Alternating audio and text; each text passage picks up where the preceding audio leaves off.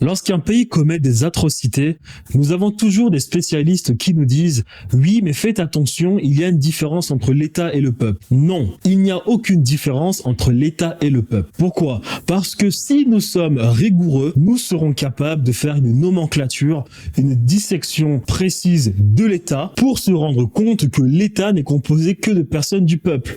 Maintenant, qui sont ces personnes du peuple qui constituent un État pris en otage pour aller commettre des atrocités?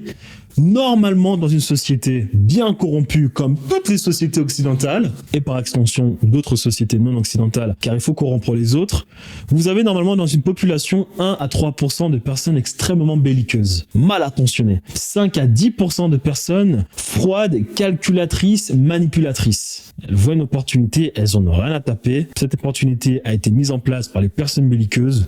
Elles viennent, elles tapent dans le mille, elles se font de l'argent, ou en tout cas, elles arrivent à leur fin. Vous avez ensuite 40 à 60%, et ça c'est le drame, de personnes qui ont des compétences techniques, mais qui vous disent je ne suis au courant de rien. C'est-à-dire que, écoutez, moi je fais juste mon travail. Des gens qui travaillent dans des sociétés d'armement militaire, à la CIA, dans des agences de renseignement, d'espionnage, tu leur poses des questions morales, ils vont profondément te dire, écoute, moi je ne sais pas, je fais juste mon travail, j'ai mon salaire, et puis je vis tranquillement avec ma femme. Ça c'est 40 à 60% des gens. Et c'est là où est le drame. Ensuite vous avez 5 à 10% de personnes qui sont les personnes dissidentes qui essayent de réveiller les autres. Elles, c'est les personnes qui ont tout compris mais qui ne veulent pas participer à la mascarade. Et vous avez 20 à 30% des gens qui, elles, ne veulent rien savoir des belliqueux, ne veulent rien savoir des dissidents, veulent juste être tranquilles. Donc à partir de là, il n'y a aucune différence entre le peuple et l'État.